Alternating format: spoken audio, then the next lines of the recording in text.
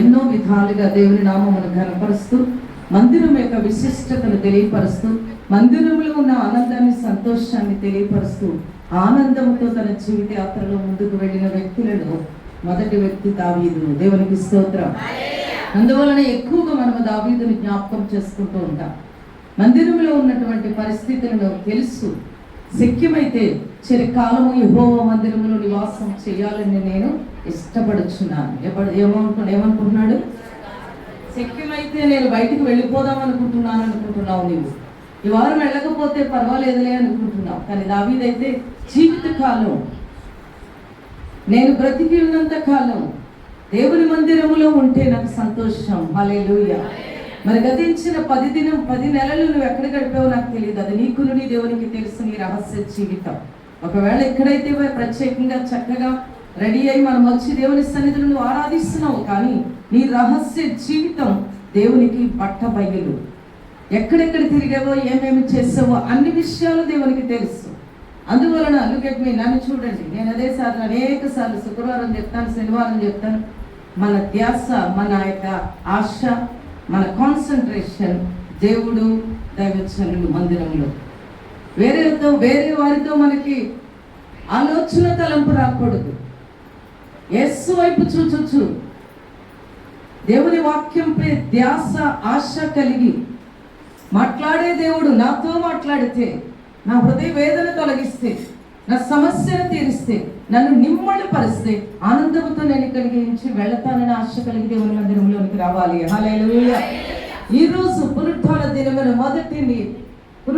దినము నెలలో 2వ తారీఖు మొదటి ఆదివారం దేవుడు మనతో మాట్లాడుతున్న అమూల్యమైన వర్తమానమును వినడానికి మనమందరం కూడా బైబిల్ తెరిచి ప్రతి ఒక్కరు కూడా మీ చేతిలో ఉన్న పరిశుద్ధ లేఖనములను తెరుద్దాం.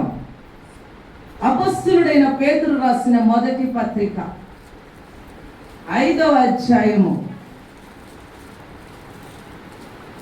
6-7 వచనాలు చదువుదాం. దేవుడు తగిన సమయమందు మిమ్మల్ని హెచ్చించినట్లు ఆయన బలిష్టమైన చేతి క్రింద దీన మనస్కులై ఉండుడి. ఆయన మిమ్మల్ని కూర్చి చింతించుచున్నాడు కనుక మీ చింత యావత్తు ఆయన మీద వేయుడి. ఆమేన్. హల్లెలూయా. చక్కటి మాటలు, దీంట్లో మర్మమేమీ లేదు. నువ్వు గ్రహిస్తే నీకే అర్థమవుతుంది. దేవుడు తగిన సమయమందు మిమ్ములను హెచ్చించున్నట్లు. మనమందరం హెచ్చుగా ఉండాలని ఇష్టపడతాం. దేవుని సన్నిధిలో ఉన్నప్పుడే అందరికీ కనబడాలని, అందరి ఎడల ప్రేమను పొందుకోవాలని, అందరూ మనల్ని మెచ్చుకోవాలని, మనకున్న తలాంతులను ఉపయోగించుకొని దేవుని సన్నిధిలో ప్రభువుని గణపరుస్తూ మనం తృప్తి పొందుచు దేవుని యొక్క హెచ్చుదల కొన్న మనుషుల యొక్క హెచ్చింపు కొరకు ఎదురు చూస్తూ ఉంటాం. కానీ దేవుడు ఇక్కడ మనతో మాట్లాడుతున్నాడు. ఒక సమయం వస్తుంది, ఆ సమయంలో నేను హెచ్చిస్తాను. నేను హెచ్చించాలంటే దేవుడు తగిన సమయంలో మిమ్మల్ని హెచ్చించినట్లు ఆయన బలిష్టమైన చేతి క్రింద నువ్వు ఎలా ఉండాలి? అలిగి దీన మనస్సు కలిగి. ఎందువలనంటే ఒక్కరోజు నాకు వస్తుంది. ప్రతి వ్యక్తి అంటారు నాకు ఒక రోజు వస్తుంది. ఈ లోక సంబంధంగా అంటాము, ఆత్మీయ సంబంధంగా కూడా దేవుడు మరొకసారి నీతో మాట్లాడుతున్నాడు. నీకును ఒక సమయం దేవుడు ఇవ్వబోతున్నాడు. ఇప్పుడు కృంగిపోతున్న నీవు, ఇప్పుడు నలిగిపోతున్న నీవు, ఇప్పుడు బాధపడుతున్న నీవు, ఒంటరిగా ఉంటున్న నీవు, బలహీనపడుతున్న నీవు, సమస్యలను ఎదుర్కొంటూ సతమతం అవుతున్న నీవు, ఒక సమయం రాబోతుంది. ఆ సమయంలో దేవుడు నిన్ను హెచ్చించి, ఆశీర్వదించి, దృఢపరిచి, స్థిరపరిచి దీక్షపరచబోతున్నాడు. హల్లెలూయా, హల్లెలూయా. కానీ ఆ సమయం ఎప్పుడు వస్తుంది అన్నది దేవుడు చెప్పట్లే. కానీ నీవు ఉండవలసింది ఎలా తెలుసా? దీన మనస్సు కలిగి, వంగి, నేల మట్టి వంగిపోవాలి. నాలో ఉన్నటువంటి అహం, నేను అనేటువంటి అహం, నేను కదా అనేటువంటి పరిస్థితులన్నీ కూడా ప్రక్కన పెడితే ఒక దినమున నీవేంటో దేవుడు ప్రజలకు తెలియపరచబోతున్నాడు.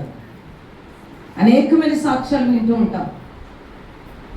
తల్లిదండ్రులే బిడ్డలు చచ్చిపోతే బాగుండు అనుకున్న రోజులు, కానీ ఈరోజు అనేక మందికి స్వార్థ అందిస్తున్న సేవకుడు. బిడ్డ పుట్టకపోయినా బాగుండు అనుకున్న తల్లిదండ్రులకి ఈరోజు అనేక మంది కన్నీరును తుడుస్తున్న దైవజనులు.